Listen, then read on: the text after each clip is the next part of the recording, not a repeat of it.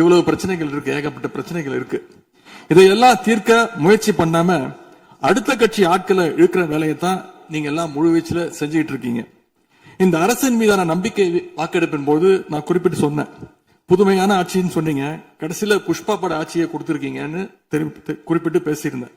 அந்த அளவுக்கு குதிரை பேரம் தொடர்ந்து நடந்துகிட்டு இருக்கு. கட்சி நிதின்ற பேர்ல அடிச்ச கொள்ளைய ஒண்ணு ஒன்னா கவர்மெண்டோட கஜானாக்குள்ளேயே கொண்டு சேர்த்துக்கிட்டே இருக்கிறாங்க. இப்பவும் சொல்றேன், மக்கள் பணத்துல இருந்து ஒரு பைசா கூட தொடமாட்டோம், தொடவும் விடமாட்டோம், தொட்டா விடமாட்டோம், இதுக்கு முன்னாடி தொட்டவங்களையும் விடமாட்டோம்.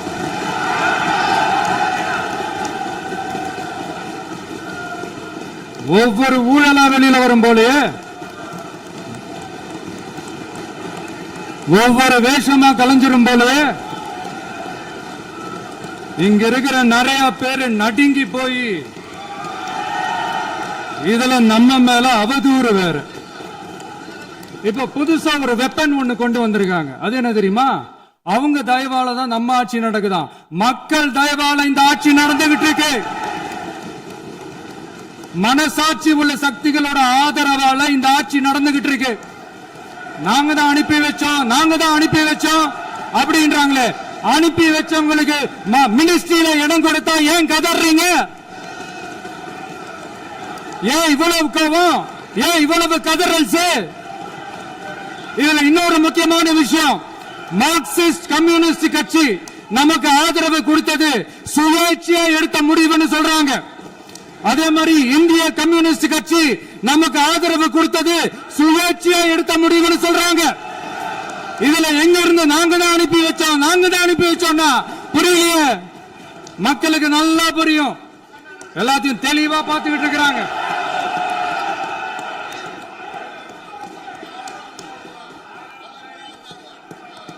முதலமைச்சர் கண்டினியூ பண்ணலாம். மாண்பு முதலமைச்சர்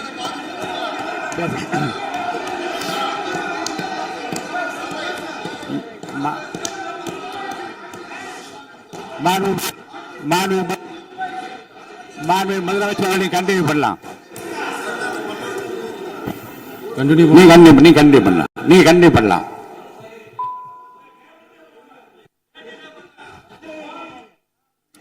இந்த சமூக நீதி அரசுன்னு சொல்றவங்களை பார்த்து கேட்கிறேன், நம்ம பட்டியலின சகோதரர்களுக்கு எத்தனை அமைச்சர் பதவி கொடுத்தீங்கன்னு கொஞ்சம் சொல்ல முடியுமா? ஆனா நம்மளுடைய அரசுல 8 அமைச்சர் பதவிகள் யாருக்கு? நம்ம பட்டியலின சகோதரர்களுக்கு. எல்லாம் நம்ம அண்ணன், நம்ம தம்பி, நம்ம தங்கச்சிங்க. அண்ணல் அம்பேத்கர் அவர்களுடைய கிட்டத்தட்ட 100 ஆண்டு கால கனவு இப்ப நிறைவேறி இருக்கு. நான் ஏன் கொஞ்சம் சவுண்டா பேசுறேன் அப்படின்னா அவங்களுக்கு கேட்கணுன்றதுக்காக தப்பா எடுத்துக்காது.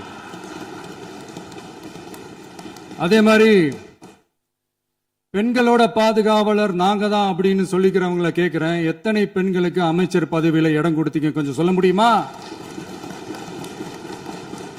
எங்க அரசுல 4 சகோதரிகளுக்கு அமைச்சர் பதவி கொடுத்திருக்கிறோம்.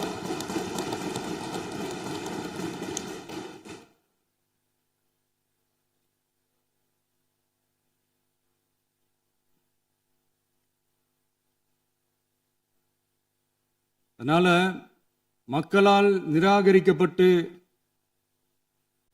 மக்களால் அகற்றப்பட்டவங்களுக்கு ஒண்ணு சொல்லிக்கிறோம், தப்பே செய்ய மாட்டோம், ஊழலே செய்ய மாட்டோம், நேர்மையா தான் இருப்போம், நியாயமா தான் இருப்போம் அப்படின்னு சொல்றவங்களால மட்டும்தான் கூட்டணி ஆட்சி அமைக்க முன்வரும். ஆட்சியிலையும் பங்கு, அதிகாரத்திலையும் பங்கு கொடுக்க முன்வரும். ஊழல்லையே ஊறி போனவங்களால இந்த கூட்டணி ஆட்சியோ ஆட்சியிலையும் பங்கு அதிகாரத்திலையும் பங்கு கொடுக்க முன்வராது. மெஜாரிட்டி இருந்தாலும் தரமாட்டாங்க, மெஜாரிட்டி இல்லைனாலும் தரமாட்டாங்க. கேட்டா ரெடிமேடா ஒரு பதில் ஒண்ணு வச்சிருப்பாங்க, கூட்டணி ஆட்சியை மக்கள் விரும்ப மாட்டாங்கன்னு. அதே மக்கள் தான் இப்ப அவங்கள பார்த்து சிரிக்கிறாங்க. நான்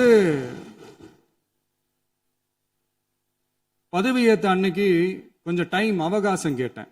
எதுக்கு கேட்டேன்? நிதி நிலைமை எல்லாம் கொஞ்சம் மோசமா இருக்குது, அதெல்லாம் கொஞ்சம் சரி செஞ்சுக்கிட்டு படிப்படியா கொஞ்சம் கொஞ்சமா நான் கொடுத்த வாக்குறுதிகள்லாம் செயல்படுத்துவேன், அதுக்காக கொஞ்சம் டைம் அவகாசம் கேட்டேன்.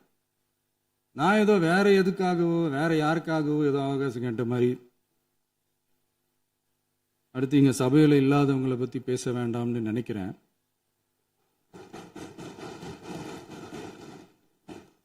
இங்க நம்மளை பத்தி அவதூறு பரப்புறதோட மட்டும் இல்லாம இப்ப நம்ம மக்கள் மேலேயும் அவதூறு பரப்ப ஆரம்பிச்சிட்டாங்க.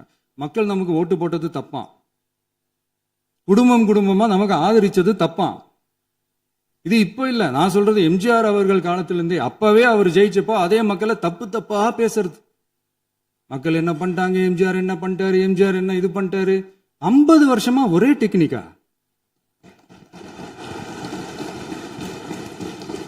டெக்னாலஜி எல்லாம் மாறி வேற எங்கேயோ போயிட்டு இருக்கு பஸ். இதுல கொஞ்சம் டெக்னிக்காச்சும் கொஞ்சம் மாத்தினா கொஞ்சம் நல்லா இருக்கும். அதனால மக்களுக்கு யூஸ்ஃபுல்லா இருக்கிற மாதிரி இந்த ஆக்கப்பூர்வமான கருத்துக்களோ ஆக்கப்பூர்வமான யோசனைகளோ இருந்தா சொல்லுங்க. அதை நாங்க டெஃபரெண்டா எடுத்துக்கிறோம். ஆனா அதை விட்டுட்டு இந்த நக்கலு நையாண்டி சம்பந்தம் இல்லாத பேச்சு இதெல்லாம் பேசிட்டு அப்புறம் முதல்வர் பதில் சொல்லல, முதல்வருக்கு பதில் சொல்ல தெரியல அப்படின்னா அப்புறம் என்ன சோஃபா மாடல் ஆட்சியா? அது என்னன்னு புரியறதுக்கு எனக்கு ரொம்ப நாள் ஆச்சு. இந்த sofa set, table chair, teapoy, furniture பிசினஸ்லாம் வேற எங்க வெளியில போய் பண்ண சொல்லுங்க. அப்படி அந்த பிசினஸ் தான் பண்ணணும்னா நிறைய பிசினஸ் பண்ற மாதிரி வெளியில போய் பண்ண சொல்லுங்க, இங்க சட்டசபைக்குள்ள வேணாம். அதனால ஆக்கப்பூர்வமான கருத்துக்கள் இருந்தா சொல்லுங்க. டெஃபினட்டா அது சரியா இருந்தா நாங்க ஏத்துக்கிறோம். எனக்கு ஒரு குட்டி கதை ஒண்ணு ஞாபகம் வருது, சொல்லாமா? ஒரு ஊர்ல ஒரு பெரியவர் வெயில் ரொம்ப ஜாஸ்தியா இருக்குன்னு சொல்லிட்டு கண்ணுக்கு மேல கை வச்சுக்கிட்டு இப்படி சுத்தி முத்தி தேடிக்கிட்டு இருந்தாராம்.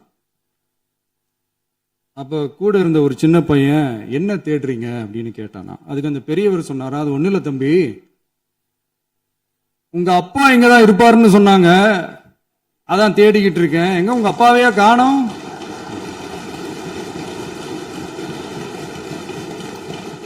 இல்ல அந்த எங்களுக்கும் நக்கலா நையாண்டியா சம்பந்தம் இல்லாத குட்டி கதை இதெல்லாம் எங்களுக்கும் பேச தெரியும். அந்த கதையில பெரியவர் அப்படி சொன்னாராம், தப்பா எடுத்துக்காதீங்க. அந்த கதையில பெரியவர் அப்படி கேட்டாராம். அதனால யாரும் இங்க டென்ஷன் ஆக வேணாம். அதனால இன்னொரு இந்த என்னுடைய உரையை முடிக்கிறதுக்கு முன்னாடி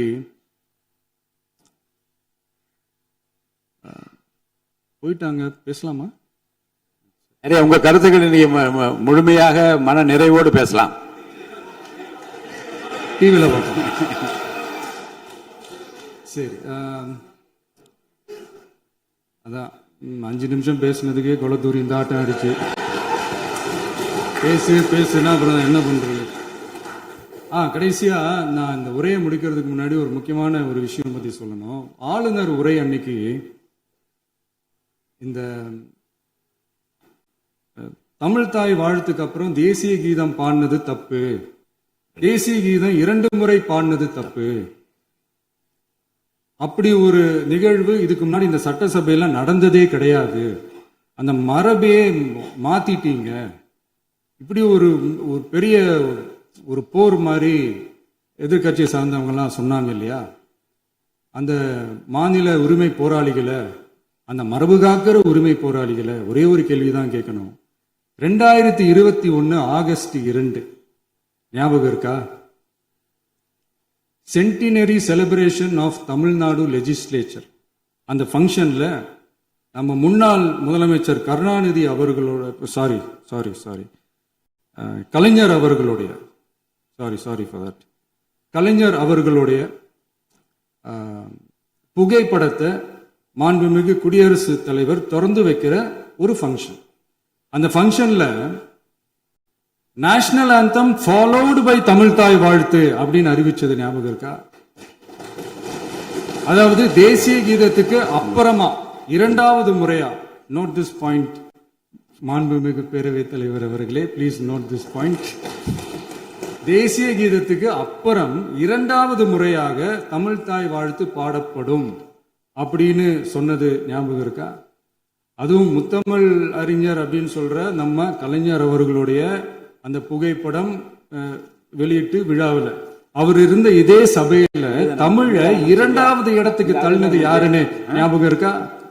அது மட்டும் இல்ல, அந்த தேசிய கீதத்தை நாட்டுப்பண் நேஷனல் ஆந்தம்னு சொல்லி அதே ஃபங்க்ஷன்ல கடைசியா ஃபங்க்ஷன் முடியும் போது செகண்ட் டைம் தேசிய கீதம் பாடினதும் ஞாபகம் இருக்கா? இதே அவையில் தான் அது அவை குறிப்பிலும் இருக்கிறது. இதே அவையில் தான் நடைபெற்றது. இந்த bookல- தக்க நேரத்தில் இந்த ஆதாரங்களை அளித்த மாண்பு முதல்வர்களுக்கு நன்றியை தெரிவித்துக் கொள்கிறேன். டவுட் இருந்தா இந்த புக்கை பார்த்து தெரிஞ்சுக்கலாம். அதனால